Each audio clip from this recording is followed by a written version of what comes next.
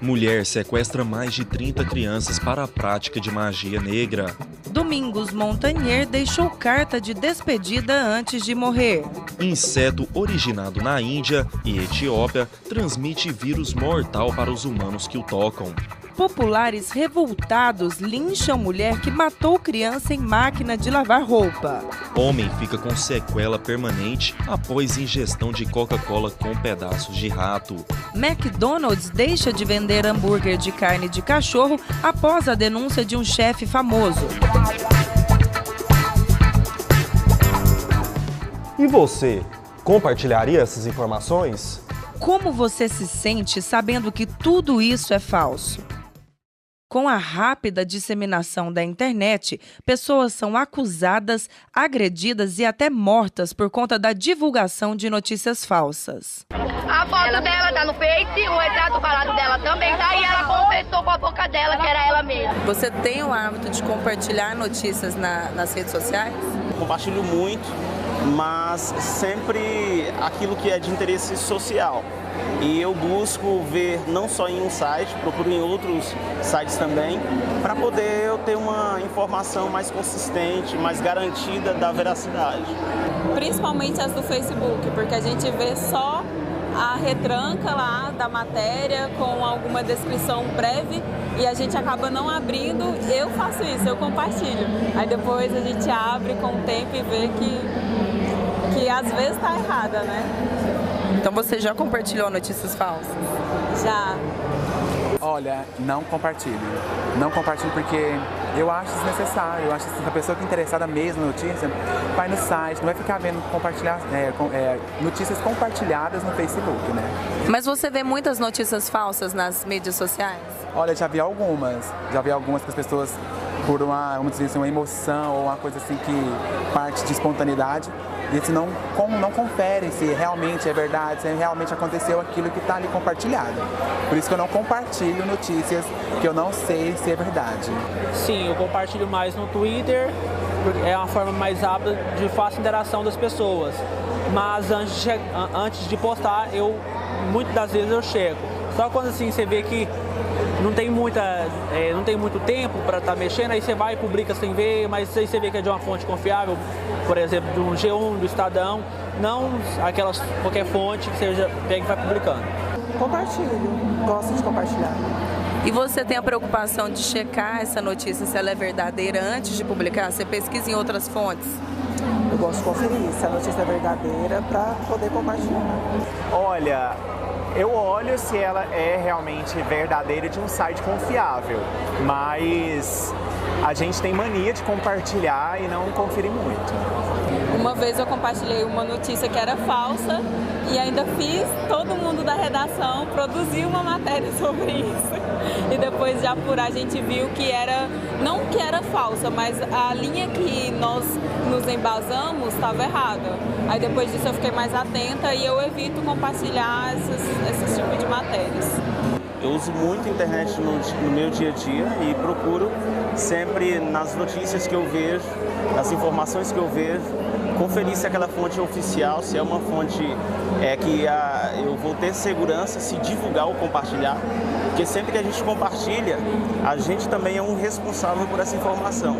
Então, tomar cuidado para ver se eu não estou compartilhando uma informação falsa. A internet parece um mundo sem leis, onde qualquer pessoa pode publicar o que quiser, menos o jornalista.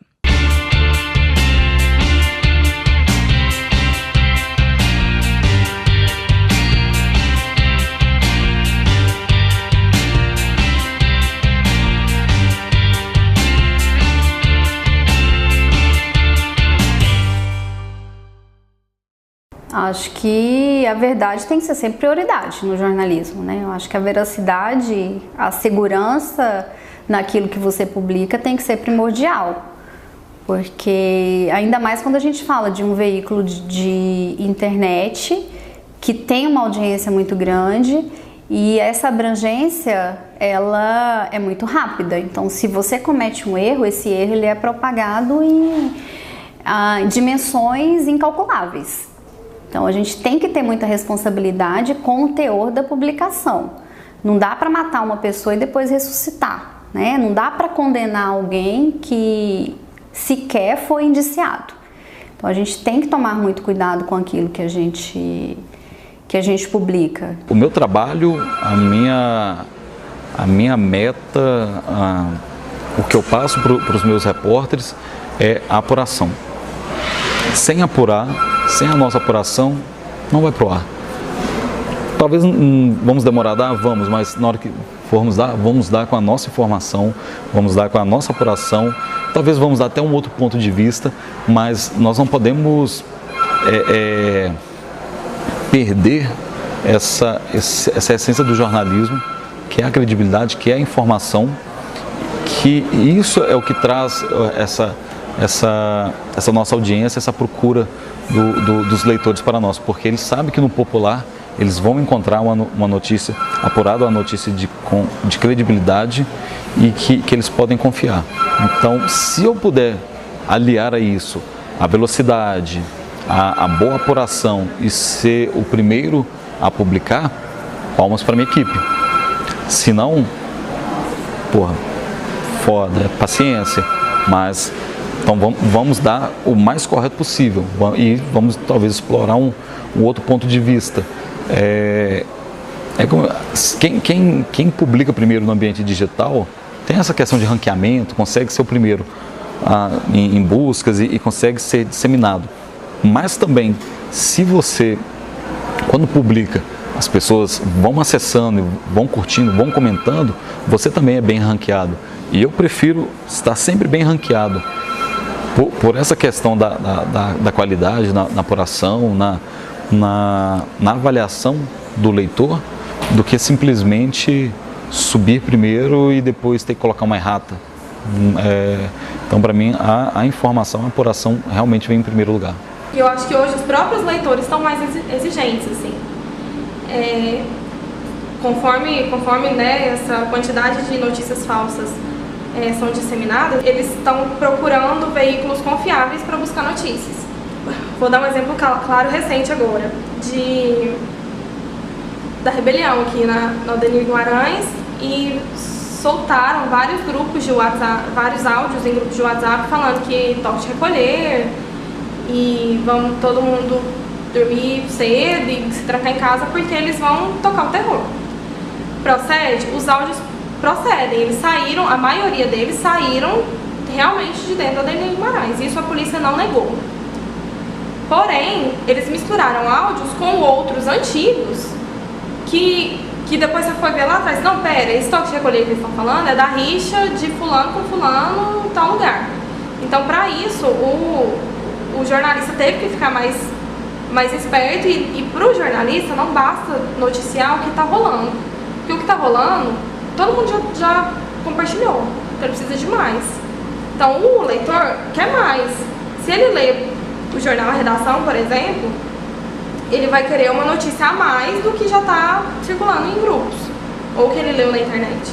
E aí que entra a qualificação mesmo, e a notícia mais elaborada, uma notícia mais completa. Então eu acho que o próprio jornalista se exige mais diante da atual situação hoje. O que eu vejo falar muito nos outros veículos é que essa nova geração está vindo meio mal acostumada. Eles não têm aquela sagacidade de você ir buscar notícia, né?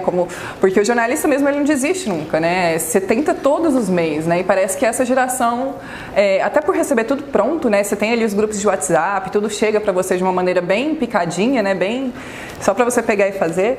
Então a gente percebe que tem muita gente que meio que se acomodou nisso aí, né? A gente não vê mais aquela geração assim de jornalistas que gostam de rua, né? Que gostam de viver a realidade, né? Porque ser jornalista não é glamour, é você pisar na lama, é você enfrentar chuva, sol, né? Você viver o que a sociedade vive. Eu acho que tudo passa exatamente pela ética, né? Que é aquela avaliação profissional que eu faço a respeito de tudo que eu estou transmitindo, tudo que eu estou passando em termos de informação para o telespectador, para o ouvinte, para o leitor. Quer dizer, essa responsabilidade que eu estou falando, né, é onde entra a questão ética. Quer dizer, quer queira ou não, o repórter, o produtor, o editor, ele sabe mensurar isso. Ou o repórter cinematográfico, ele sabe mensurar isso. Ele sabe se o que ele está fazendo é de responsabilidade ou está havendo ou não.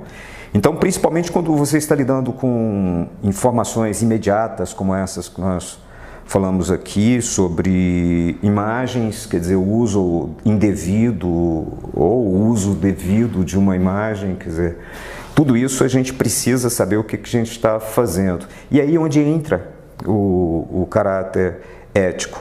Quer dizer, até que ponto essa rapidez, tanto na TV, no rádio, ou principalmente hoje na internet, essa rapidez para eu poder sair à frente, eu não estou passando por cima de pessoas, eu não estou prejudicando pessoas, eu não estou comprometendo meu próprio veículo, né, de comunicação, porque se eu piso na bola, eu também estou levando o nome da minha empresa ou do meu jornal, eu estou comprometendo tudo. De acordo com o artigo 7º do Código de Ética dos Jornalistas Brasileiros, o compromisso fundamental do jornalista é com a verdade dos fatos e seu trabalho se pauta pela precisa apuração dos acontecimentos e pela sua correta divulgação.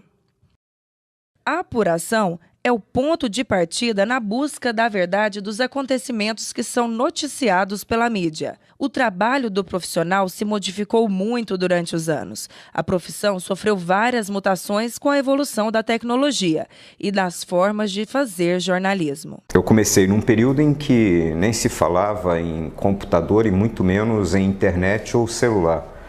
O que a gente tinha para poder trabalhar basicamente era a máquina de escrever, o telefone, que era fundamental, mas o telefone fixo, né? E a agenda.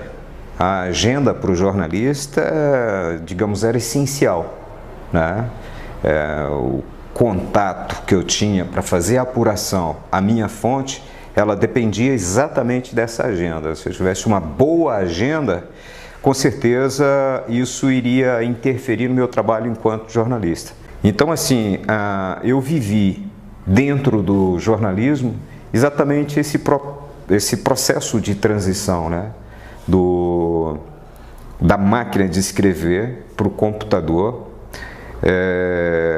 do uso do computador, que já era algo digital e que já era uma revolução para a gente, para a internet, que aí sim mexeu, na minha opinião, completamente nessa relação entre o jornalista e sua fonte, né, e as informações. E também nesse mesmo meio termo, né, inclusive eu tive a oportunidade de fazer a reportagem sobre a chegada do celular em Goiânia, e foi quando eu adquiri meu celular, né, o que a gente chamava de tijolão, porque era um celular bem grande, e que ainda não tinha, o celular ainda não tinha grandes possibilidades, mas ele já era uma forma de você, enquanto jornalista, manter contatos, e assim, isso ajudava demais, muito o jornalista, principalmente quando se tratava de mobilização. Então, ele dava mais mobilidade para o jornalista, né?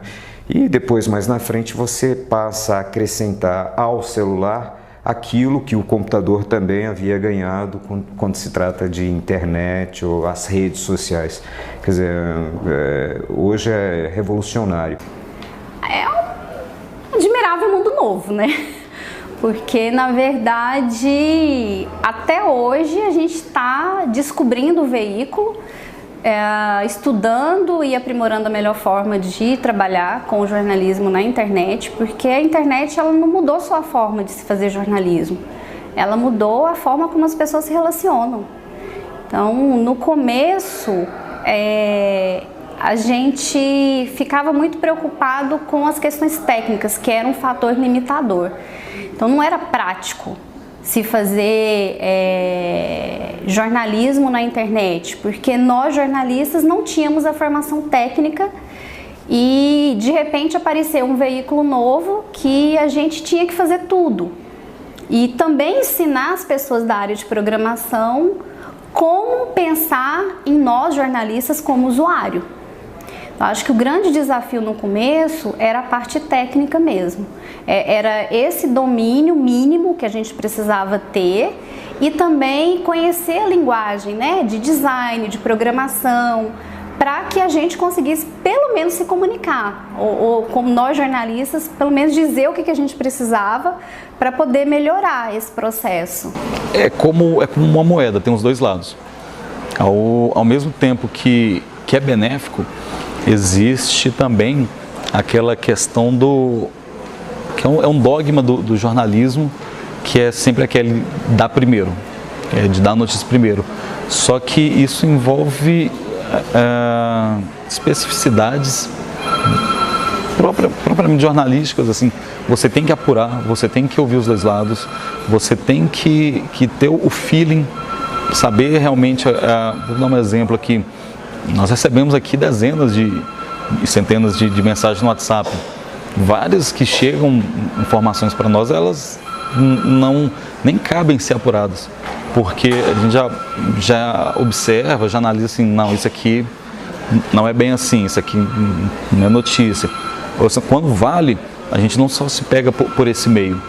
Então a gente, vamos dizer, é o start da matéria, chegar uma mensagem pelo WhatsApp.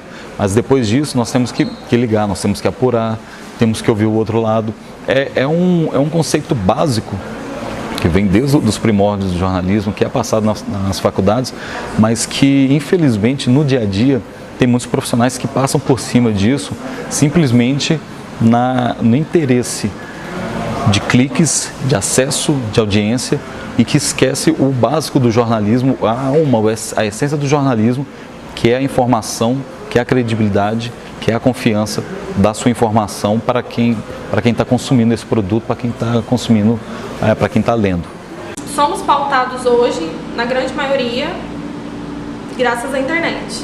O restante é a agenda dia a dia mesmo, normalmente a agenda oficial de autoridade, esse tipo de coisa, mas dia a dia, as ocorrências, até homicídio, gente. A gente fica, antigamente era, o vizinho contou que o sobrinho, não.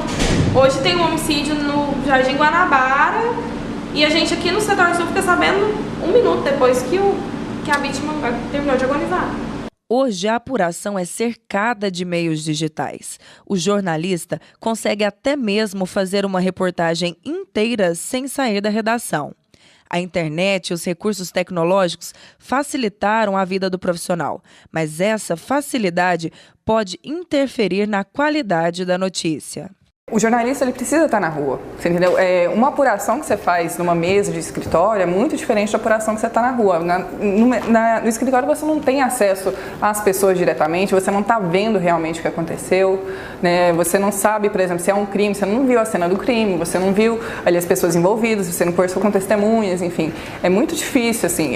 Tem casos assim, que eu acho assim, praticamente impossível você cobrir, assim, do escritório, né? Tem coisas que só a rua te proporciona e não tem como a gente fugir disso, né? Na verdade, acho que a gente tem que aliar as coisas, né? Se você está na rua, você pode também hoje publicar coisas da rua, né? Você não precisa necessariamente estar no escritório, né? Internet, celular, hoje você faz tudo. É diferente você narrar uma partida de futebol do estádio e dentro de uma cabine. O jornalismo é a arte de contar a história, é a arte de dar detalhes, é a arte de informar. Você estando em loco, você consegue ter informações, você consegue ter impressões que de um telefone, que de uma mensagem você não consegue ter.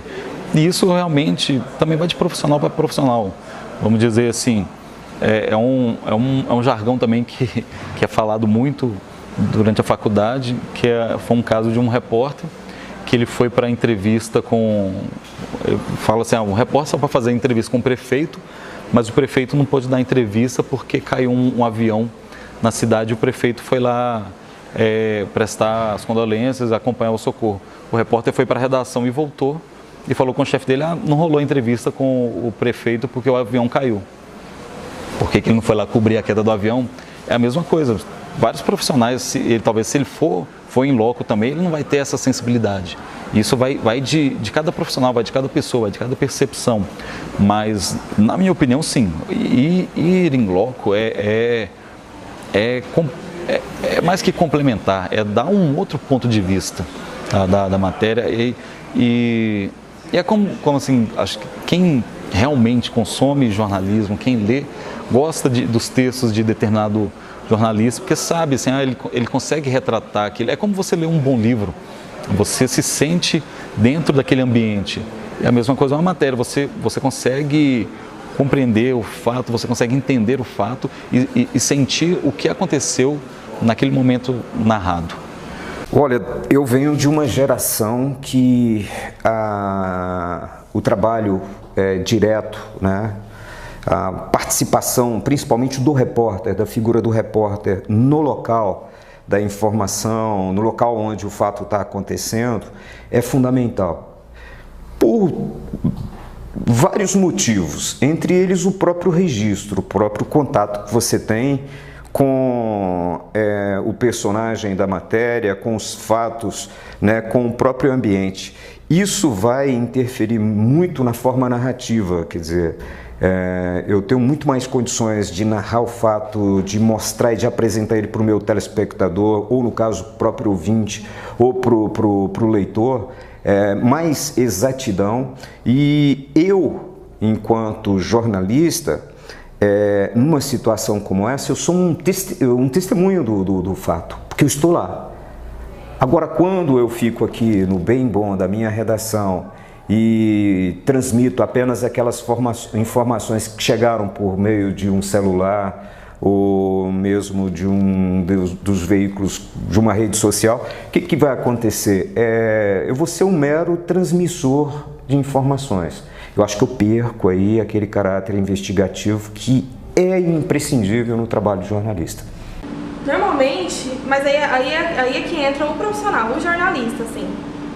Porque nem tudo que na internet procede, a gente sabe disso, inclusive o próprio G1 é alvo direto com aqueles links fake, e eu falo isso por experiência própria, porque eu vejo minha família compartilhando, gente, como se fosse verdade. Então, assim, aí é que tá. Na apuração é interessante, porque de repente pode facilitar. Você não conseguiu o contato telefônico de alguém, mas você de repente encontrou o perfil dessa pessoa no Facebook e manda um direct para ela, uma mensagem direta para ela, e ela te retorna de imediato. Hoje em dia todo mundo está conectado. Eu falo por mim, eu odeio falar no telefone, eu morro de preguiça de falar no telefone. Eu falo quando eu tô aqui, quando eu tô entrando logo no telefone. No dia a dia eu tenho preguiça. Então, ir conectada para mandar um SMS ou gravar um áudio, tranquilo. Então, assim, a internet ajudou, facilitou muito, mas, por outro lado, abriu esse leque para várias pessoas poderem postar o que quiser. E, como eu disse, nem sempre procede. Então, assim, facilitou do ponto de vista do jornalista, do ponto de vista do jornalista, de poder te aproximar de uma fonte ou de uma possível testemunha ou de um personagem que seja que você, de repente, precisa para uma matéria especial, joga nas redes sociais e aparece milhares de opções para você. E, ao mesmo tempo, é complicado, porque pode ser que uma notícia que está lá viralizou, bombou e não é verdade, porque qualquer pessoa pode ir lá e publicar. Em meio a tantas informações na internet, o jornalista se torna ainda mais importante, pois é dele o compromisso ético de transmitir apenas informações verdadeiras. Eu acho que jornalista hoje não pode se limitar a escrever, ou só fotografar, ou só gravar, ou só aparecer no vídeo, não. Eu acho que essa tecnologia e o webjornalismo trouxe isso, vem com isso até para renovar, exige mais do profissional, porque hoje ele tem que ser mais completo ainda. Isso, ao meu ver, não é comodidade. Ao meu ver, é agilidade. Ele vai ter que ser ágil e ele vai ter que ser eficiente para construir uma matéria como se ele estivesse lá. Claro, com fontes confiáveis. Não dá para você acreditar em qualquer pessoa. E é aí que entra também o papel de um bom jornalista, manter uma boa relação com essas fontes oficiais e também ter um amplo leque de contatos para ter como fonte ou, de repente, para uma especial, como personagens e tudo mais. Mas eu acho que cômodo não. Eu acho que exige, inclusive, mais habilidade, mais agilidade, mais capacidade do profissional. A internet, o ambiente digital, ele veio para diminuir distâncias, veio para aproximar pessoas, aproximar fatos. Hoje, você consegue dar notícia, vou falar aqui da nossa realidade. Nós aqui de Goiânia, nós conseguimos apurar, nós conseguimos ter notícia do estado todo. Nós conseguimos entrar em contato com as fontes, com as pessoas envolvidas em uma determinada pauta, em uma determinada matéria. Quando nós publicamos, nós conseguimos já trazer o outro ponto, não só uma questão escrita, a pessoa manda vídeo, manda foto. Então isso realmente aproximou, isso diminuiu distâncias e diminuindo essa distância também aumentou a velocidade em questão de apuração e publicação. Então, na questão da comunicação, vejo isso um ponto super positivo. O que a gente trabalha é aquela coisa, a gente já tem mais de 300 mil seguidores no Instagram, né? A gente já tem mais de 230 mil no Facebook, a gente tem um volume de acessos muito grande. Então, a gente não quer perder essa credibilidade. Então, o nosso principal foco aqui é manter a nossa credibilidade, dar notícias críveis e sempre no tempo mais rápido. Se não der para dar no tempo mais rápido, é porque a gente não quer errar. Às vezes não dá para conciliar qualidade com agilidade. São situações que muitas vezes você vai ter que escolher. Agora, internet sem agilidade, ela não funciona. A gente precisa aprender a colocar o material no ar com aquilo que a gente tem certeza, por mais incompleto que esteja, e aproveitar o lado bacana da internet, que é a possibilidade de você continuar a atualização. Você tem ali essa possibilidade, porque você fecha um texto no impresso e você não tem como mudar esse texto depois que o jornal impresso é rodado, ou a revista, ou depois que um telejornal vai ao ar. Então você não tem como fazer essa alteração, mas a internet ela tá ali. Ela é um jornalismo que você pode ir construindo aos poucos, né, tentando lidar com a pressão do tempo. Você coloca no ar com rapidez, porque faz diferença. Não dá para você ser o último a fazer, porque quem publica uma informação primeiro, por mais que o furo dure poucos minutos, você leva vantagem, né? É importante que o seu internauta confie que você vá dar a informação com agilidade, mas mais importante do que a agilidade sempre vai ser a veracidade daquilo, a qualidade com que você vai levar a informação. A gente nunca pode esquecer o princípio básico nosso de jornalista, que é a questão ética, que é a responsabilidade no trato com a informação, que é o que diferencia informação ou realidade, né, veracidade, daquilo que é ficção. Porque se eu começar a pular para o outro lado, infelizmente isso já está acontecendo, a gente, enquanto jornalista, vai estar desconstruindo a própria ideia da nossa profissão, tá? A gente vai estar desconstruindo isso que durante séculos a gente vem tentando erguer e traduzir como uma base sólida e que é fundamental para a sociedade, né? Que digamos assim, é um pilar fundamental para a sociedade, que é aquilo que vai diferenciar para o telespectador, né, o que vai distinguir para o telespectador aquele momento em que ele senta na frente da TV para assistir uma novela ou para assistir a um telejornal, né? E se eu começar a brincar de ficção em jornalismo, por conta dessas novas tecnologias que vêm aparecendo nas últimas décadas, eu posso, inclusive, desconstruir a própria profissão do jornalista.